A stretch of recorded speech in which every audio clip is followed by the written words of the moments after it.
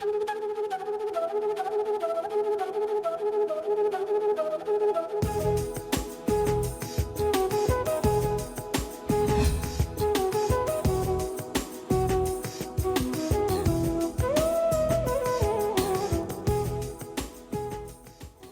स्वागत है आपका आपके सितारे में और मैं हूं आपके साथ दिव्या तिवारी। आज अक्षय नवमी है। इस दिन आंवले की पूजा का विधान है। क्या है अक्षय नवमी का महात्म, कैसे करें आज पूजा, ये सभी जानकारियां देंगे आचार्य जी। साथ ही जानेंगे आपका साप्ताहिक राशिफल। तो देर कैसी, शुरू करते हैं आपके सितारे। क्या आप जानते हैं क्या होती है अक्षय नवमी? क्या है अक्षय नवमी की कथा? जानिए पंडित वैभव नाथ शर्मा से अक्षय नवमी व्रत का विधि विधान। आपके सितारे में अब अपनी हर परेशानी का हल प्राप्त कर सकते हैं और अपने सवाल भी पूछ सकते हैं। स्टूडियो में साथ देने के लिए मौजूद हैं विश्व विख्यात ज्योतिषाचार्य और वास्तु शास्त्री पंडित वैभव नाथ शर्मा जी। आचार्य जी, आपका हार्दिक स्वागत है। तो यदि आपके मन में कोई सवाल है तो आप भी हमें कॉल कर सकते हैं। हमारे नंबर्स लगातार आपकी टेलीविजन स्क्रीन पर फ्लैश किए जा रहे हैं। आप हमें हमारे टोल फ्री नंबर पर भी कॉल कर सकते हैं। आप हमसे सीधी बात कर सकते हैं। हमारा टोल फ्री नंबर है 18001026 आप इस नंबर पर मुफ्त में कॉल करें। इसके अलावा आप हमें हमारे लैंडलाइन नंबर्स 012046463332 और 012046463327 पर भी कॉल करके हमसे सीधी बात कर सकते हैं। तो चलिए कार्यक्रम की शुरुआत करते हैं और सबसे पहले आचार्य जी से जान लेते हैं कि आने वाले पूरे हफ्ते में कौन कौन सी मुख्य तिथियां पड़ने वाली हैं। जी बिल्कुल, आगामी सप्ताह यानी 1 नवंबर से लेकर के 8 नवंबर के मध्य कौन कौन सी विशेष तिथियां पड़ने वाली हैं, आइए जानते हैं। 3 नवंबर सोमवार के दिन देवोत्थान एकादशी है और 4 नवंबर को तुलसी विवाह भौम प्रदोष एक साथ पड़ेगा। यूं तो देवोत्थान एकादशी और तुलसी विवाह की तिथि समान होती है, एक ही दिन होती है, लेकिन क्योंकि तिथियों का भेद है इस वजह से देवोत्थान एकादशी जो है वो 3 को मनाई जाएगी और 4 को तुलसी विवाह मनाया जाएगा। उसके बाद 5 तारीख को बैकुंठ चतुर्दशी का पर्व होगा। 6 नवंबर को कार्तिक पूर्णिमा और देव दीपावली मनाई जानी है। चलिए सबसे पहले जान लेते हैं 12 राशियों का साप्ताहिक राशिफल, जिसमें बात करेंगे मेष राशि की। देखते हैं क्या कहते हैं उनके सितारे। मेष राशि वाले जातक लोगों के लिए आगामी सप्ताह अत्यधिक चिंता और भावनाओं के कारण शारीरिक और मानसिक उलझने लेकर के आएगा। मानसिक रूप से व्यग्रता और अस्वस्थता का अनुभव भी आप कर सकते हैं। सहकर्मियों से वाद विवाद तथा संघर्ष की स्थिति संभावित दिखाई देती है। कोर्ट कचहरी के मामलों में सावधानी रखने की आवश्यकता है। वाणी और व्यवहार में संयम रखना आपके लिए बहुत ज्यादा आवश्यक होगा। आय की अपेक्षा खर्च अधिक रहने वाला है आगामी हफ्ते में, तो अपने खर्चों पर नियंत्रण रखिए। आपके अपने लोगों के बीच में बात के दौरान, किसी भी चर्चा के दौरान कोई गलतफहमी ना हो जाए, इस बात का ध्यान आपको बहुत ज्यादा रखना है। इस आगामी सप्ताह में 108 बार नियमित दिनचर्या में गायत्री मंत्र का जाप आपको करना चाहिए और काले रंग के वस्त्रों के प्रयोग से आप बचें तो आपके लिए सर्वोत्तम होगा। चलिए अब जान लेते हैं वृषभ राशि वाले जातकों का सप्ताह कैसा रहेगा। वृषभ राशि वाले जातक लोगों के लिए सप्ताह के पहले कुछ 3-4 दिन आपके लिए अत्यधिक व्यस्तता वाले होने वाले हैं, ऐसा कहा जा सकता है। इस दौरान कार्य के दबाव से आपका स्वास्थ्य प्रभावित होने के संयोग बनते हैं। किसी के साथ बातचीत के दौरान गलतफहमी उत्पन्न न हो जाए, इस बात का आपको ध्यान रखना बहुत ज्यादा आवश्यक है, क्योंकि ऐसे लक्षण बनते हैं कि सामान्य बातचीत में, सामान्य परिचर्चा में कोई बहुत बड़ा मतभेद या वाद विवाद उभर करके आ जाए। इस आगामी सप्ताह में फिजूल खर्ची से बचने की आवश्यकता है। आप बहुत संवेदनशील यानी बहुत सेंसिटिव हो सकते हैं। आपको किसी को कोई अपनी प्रिय वस्तु देने से बचना चाहिए, क्योंकि उसके गुम होने, नुकसान होने या खोने की संभावना दिखाई देती है। इस आगामी सप्ताह में नरसिंह स्तोत्र का यदि आप पाठ करें तो हर प्रकार की अशुभ परिस्थितियों को टाला जा सकता है। स्वास्थ्य संबंधी समस्याओं को अनदेखा करने से बचना चाहिए। चलिए अब देख लेते हैं मिथुन राशि वाले जातक अपने सप्ताह को शुभ बनाने के लिए क्या करें और क्या ना करें।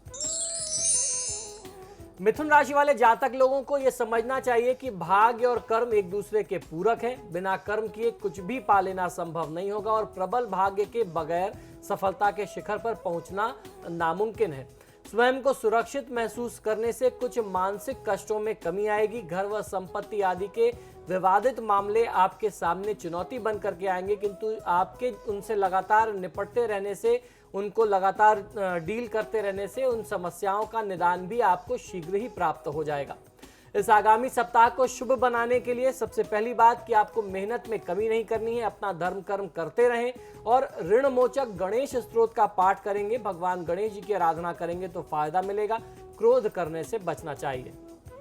चलिए अब बारी है कर्क राशि की, देख लेते हैं कर्क राशि वाले जातकों के सितारे इस सप्ताह क्या कह रहे हैं। कर्क राशि वाले जातक लोगों के लिए इस सप्ताह आप संयम रखें तो आपको लाभ मिलेगा। मन में कुछ तनाव, चंचलता की स्थिति रहेगी। इस सप्ताह आपके अपने व्यवहार से कुछ लोग आपको स्वार्थी समझ सकते हैं, हालांकि उनकी बात सिरे से गलत है। जो जैसा सोचता है आप उनको सोचने दीजिए, लेकिन फिर भी आप लोगों को अपने पक्ष में करने के लिए कुछ खास प्रयास करेंगे तो आपको अच्छा लाभ मिल सकता है। अपनी व्यवहारिकता के कारण आप करियर और मैनेजमेंट के मामलों में बहुत अच्छी सफलता प्राप्त कर सकते हैं इस आगामी हफ्ते में।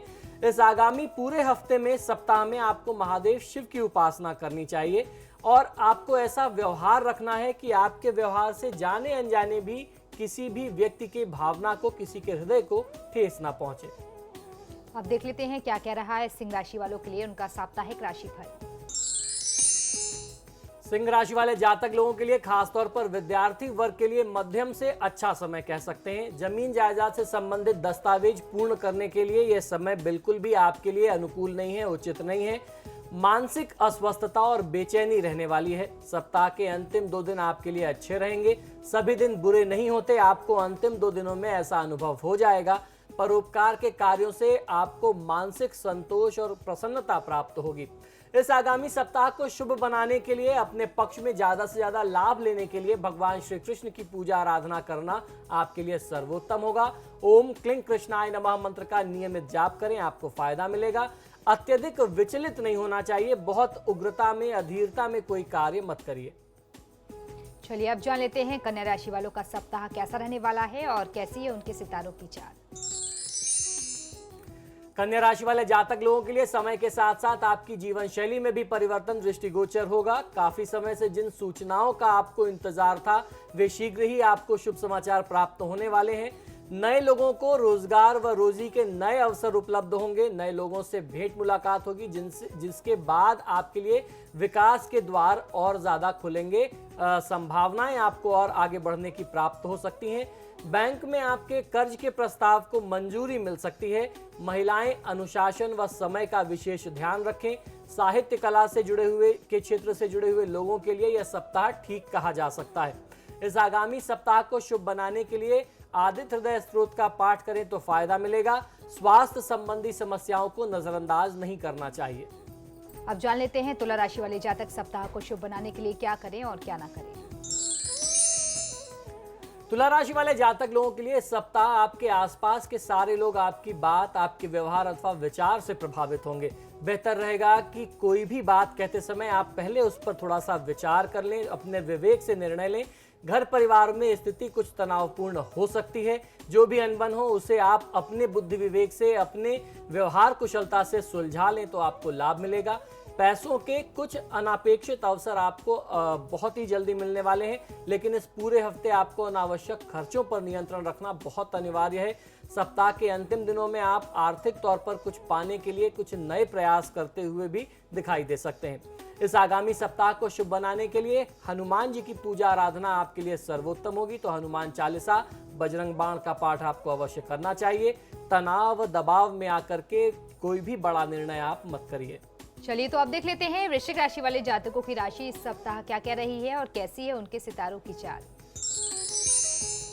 वृश्चिक राशि वाले जातक लोगों के लिए इस सप्ताह आपके और आपके जीवन साथी के बीच कोई अनबन हो सकती है। ऑफिस में आपके जो जूनियर्स हैं आपसे नाराज हो सकते हैं, इसलिए आपको प्रयास ये करना है कि आप सबको मिला जुला करके एक साथ रख करके चलें। मेहनत की तुलना में सफलता आपको कम मिलने वाली है, तो बहुत निराश नहीं होना चाहिए। चिंता, व्याकुलता व भागदौड़ बहुत ज्यादा रहेगी। किसी की मदद करने के लिए हाथ बढ़ाने से पहले आपको विचार करना होगा। दाम्पत्य जीवन अच्छा रहेगा। वाहन सावधानी से प्रयोग में लें। घर में सुधार, मरम्मत या इंटीरियर डेकोरेशन का कोई काम आप अपनी जिम्मेदारी में ले सकते हैं, या फिर कोई नई संपत्ति खरीदने या अपनी संपत्ति बेचने का भी कार्यक्रम आप बना सकते हैं। इस आगामी सप्ताह को शुभ बनाने के लिए ऋणहर्ता गणपति स्त्रोत का पाठ करेंगे तो आपको फायदा मिलेगा।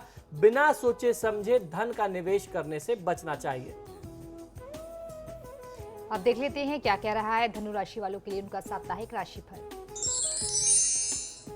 धनु राशि वाले जातक लोगों के लिए इस सप्ताह आप सिर्फ हिम्मत और जोश से ही काम न लें, बल्कि दिमाग, बुद्धि, विवेक से भी काम लें। कई लोग आपके पास आते रहेंगे, आपसे विचार मांगते रहेंगे, कोई सलाह मांगने आएगा, कोई सिर्फ आपसे मिलने चला आएगा। इस सप्ताह आप अपने संतान की किसी स्वास्थ्यगत समस्या को लेकर के कुछ चिंतित और परेशान हो सकते हैं। इस संबंध में कोई व्यक्ति आज आपको सलाह देगा, वह सलाह आपके लिए ठीक होगी, उसको नजरअंदाज नहीं करना चाहिए। आगामी सप्ताह को शुभ बनाने के लिए श्री सीताराम जी की पूजा आराधना आपके लिए सर्वोत्तम होगी। किसी की बातों में आने से आपको बचना चाहिए। अब बारी है मकर राशि की, देख लेते हैं मकर राशि वालों की राशि इस सप्ताह क्या कह रही है। मकर राशि वाले जातक लोगों के लिए इस सप्ताह आपको अतीत की उलझनों से दूर होकर के वर्तमान के खुशनुमा माहौल में प्रवेश करना होगा। धन की समस्या से मुक्ति मिलेगी। लोगों के बीच अपना महत्व देख करके आप स्वयं पर गौरवान्वित महसूस करेंगे। अतिथि के आगमन पर निराश न होकर बल्कि उनका जमकर के सत्कार करें। पुराने मित्र जो हैं वह सहयोगी के रूप में आपके साथ खड़े नजर आएंगे। महिलाओं को किसी अजनबी व्यक्ति से कोई एक ऐसी सहायता प्राप्त हो सकती है जिसकी आपने उम्मीद ना की हो। इस आगामी सप्ताह को शुभ बनाने के लिए श्री राम रक्षा स्तोत्र का पाठ कर लेना आपके लिए सर्वोत्तम होगा। वाद विवाद करने से आपको बचना चाहिए।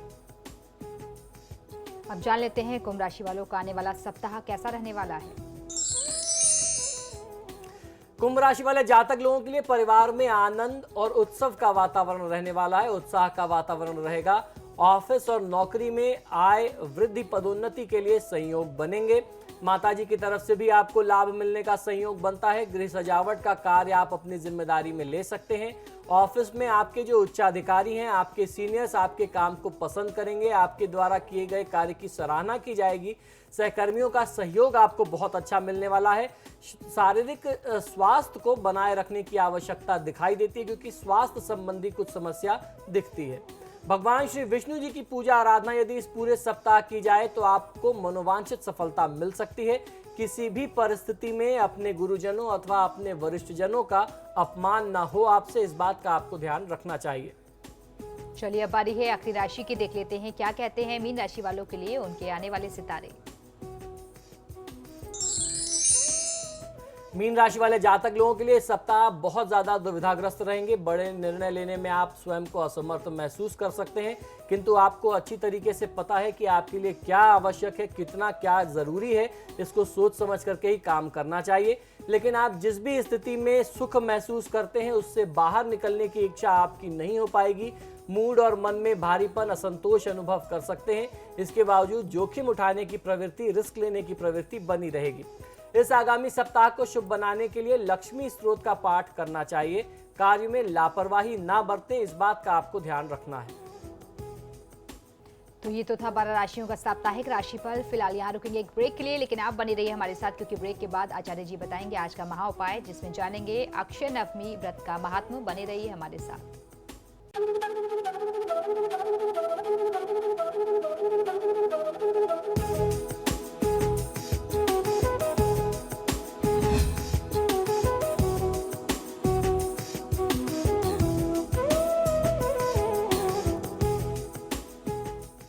ब्रेक के बाद एक बार फिर से आपका स्वागत है। चलिए अब आचार्य जी से जान लेते हैं आज का महा उपाय।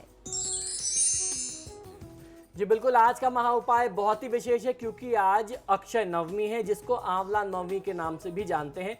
सभी मनोकामनाएं पूर्ण करने के लिए करना चाहिए अक्षय नवमी का व्रत। अक्षय नवमी की कथा क्या है, व्रत विधि क्या है, इसका महात्म क्या है, आइए जानते हैं। भारतवर्ष को देवी देवताओं की भूमि कहा गया है, देवभूमि कहते हैं। भारतीय दर्शन और आध्यात्म जो है विश्व के लिए रहस्य का विषय निरंतर बना रहा है। हमारी धरती के मनुष्यों का सीधा संबंध देवी देवताओं से रहा है। हमारे प्राचीन ऋषि मुनियों को पता था कि जब कलयुग का आगमन होगा तो धर्म का लोप होने लगेगा। ऐसे में मनुष्यों को अधोगति से बचाने हेतु उन्होंने अनेक मार्ग एवं उपाय हमें सुझाए हैं। इनमें से एक उपाय है, एक बहुत सक्षम, बहुत चमत्कारी व्रत होता है अक्षय नवमी का व्रत। धार्मिक मान्यताओं के अनुसार आंवले के वृक्ष में सभी देवी देवताओं का निवास होता है तथा यह फल भगवान विष्णु को भी अति प्रिय है। अक्षय नवमी का महात्म क्या है या इससे जुड़ी हुई कथाएं क्या है, आइए इस पर भी विचार एक बार करना चाहिए, इसको भी जानकारी करते हैं। ऐसी कथा है, ऐसा पढ़ने में आया कि भगवान से एक बार किसी ने पूछा कि हे प्रभु, कलयुग में मनुष्य भौतिक एवं दैहिक सुख से किस तरीके में इतना ज्यादा लिप्त हो जाएगा कि तपस्या एवं धर्म के लिए, धर्म कर्म करने के लिए उनके पास समय भी नहीं बचेगा, उनकी इच्छा भी नहीं होगी। मनुष्य की जब ऐसी गति होगी तो वह नीच योनियों में जाकर के अत्यंत घोर यातना सहने के लिए विवश होगा और धर्म के नष्ट होने से सृष्टि का विनाश भी हो जाएगा। इस महाकलयुग में मनुष्य किस प्रकार से पाप मुक्त हो सकता है? भगवान ने इस प्रश्न के उत्तर में कहा कि कलयुग का प्रभाव ही एक ऐसा प्रभाव है, लेकिन जो प्राणी इस युग में हथेली से सरसों के दाने गिरने जितना समय लगता है, अगर आप हथेली में सरसों लें और उसको जमीन पर, पृथ्वी पर गिरने में जितना समय लगता है, अगर उतने समय तक भी एकाग्र होकर के मुझको यानी भगवान श्री विष्णु का ध्यान करता है, उनकी तपस्या करता है, तो उस व्यक्ति को कठोर साधना, कठोर तपस्या का फल प्राप्त हो जाएगा। तो ये तो भगवान श्री विष्णु के कहे हुए शब्द हैं, कहे हुए उनकी व्याख्या है कि भगवान विष्णु का ध्यान इस कलयुग में कितना महात्म रखता है। तो आंवला नवमी किस प्रकार भगवान विष्णु से जुड़ी हुई है, क्या है उसके पीछे का महात्म, आइए जानते हैं। इस तिथि के बारे में भगवान विष्णु स्वयं कहते हैं कि अक्षय नवमी में जो भी व्यक्ति पुण्य करता है और जो भी पुण्य और उत्तम कार्य किए जाते हैं, कर्म किए जाते हैं, उससे प्राप्त पुण्य कभी नष्ट नहीं होते। यही कारण है कि इस नवमी तिथि को अक्षय नवमी कहा गया है। इस दिन प्रातःकाल स्नान करके भगवान विष्णु और शिव जी के दर्शन करने से अनंत पुण्य फलों की प्राप्ति होती है।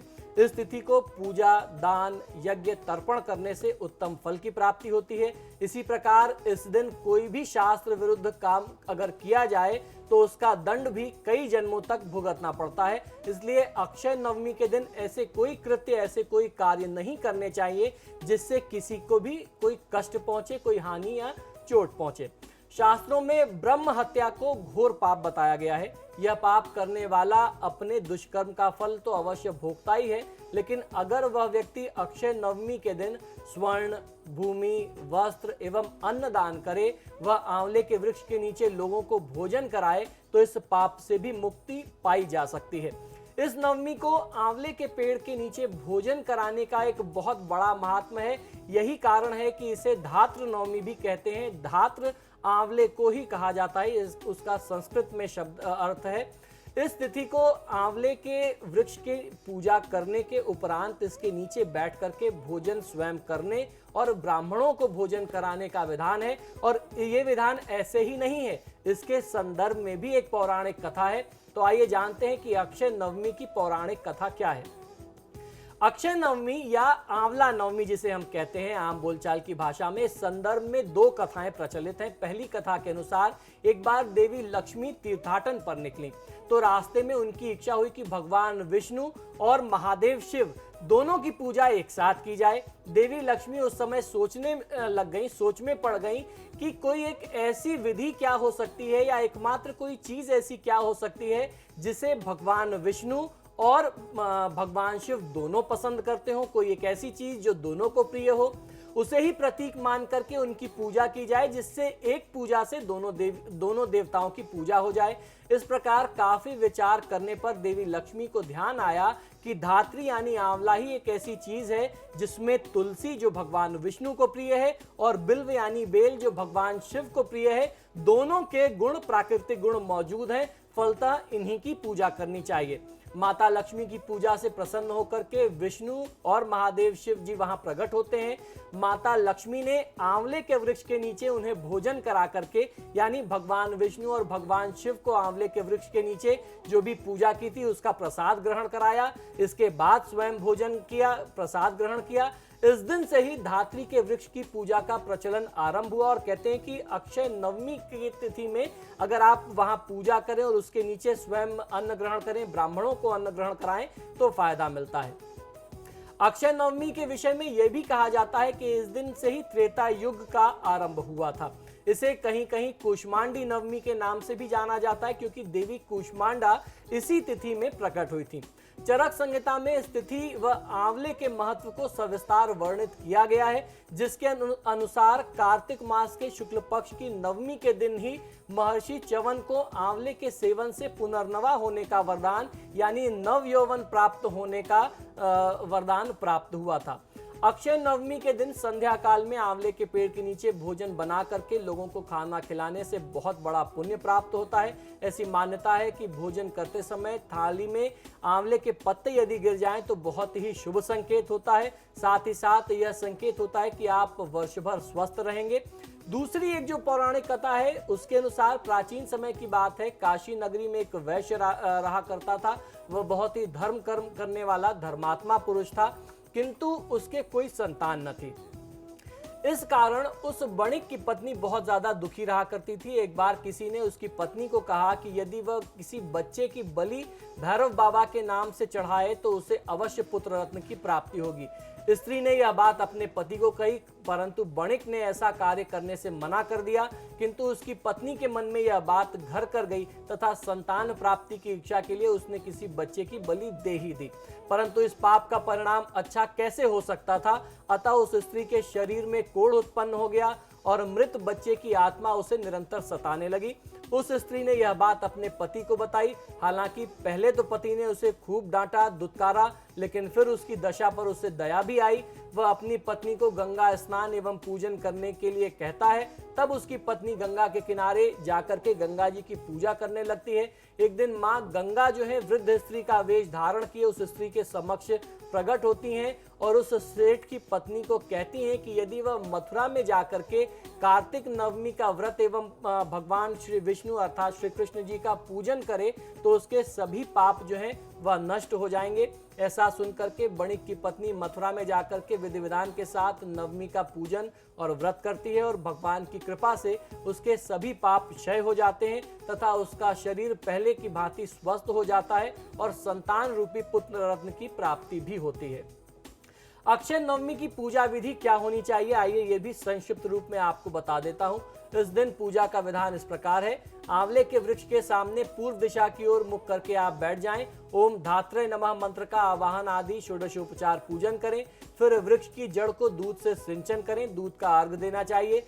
कच्चे सूत को लेकर के धात्री के तने में लपेटें। अंत में घी और कपूर से आप आरती करके परिक्रमा कर लें। एक पका हुआ कुमड़ा कद्दू लेकर के उसके अंदर रत्न स्वर्ण रजत या रुपया इत्यादि रख करके संकल्प करके किसी विद्वान तथा सदाचारी ब्राह्मण को तिलक करके दक्षिणा सहित कुमड़े को दान में दे देना चाहिए। पितरों के शीत निवारण के लिए यथाशक्ति कंबल आदि पूर्ण वस्त्र जो है वह सतपात ब्राह्मण को देने चाहिए। अगर घर में आंवले का वृक्ष ना हो तो किसी बगीचे में या गमले में आंवले का पौधा लगा करके यह पूजा का कृत्य संपादित किया जा सकता है। तो ये था हमारा आज का महा उपाय। इसी के साथ ही हमारे आज के कार्यक्रम में फिलहाल इतना ही। बहुत बहुत शुक्रिया आपका आचार्य जी इतनी महत्वपूर्ण जानकारी देने के लिए। धन्यवाद। तो आपके सितारे में फिलहाल इतना ही। वक्त तो चला एक छोटे से ब्रेक का। ब्रेक के उस पार भी खबरों का सिलसिला लगातार जारी है।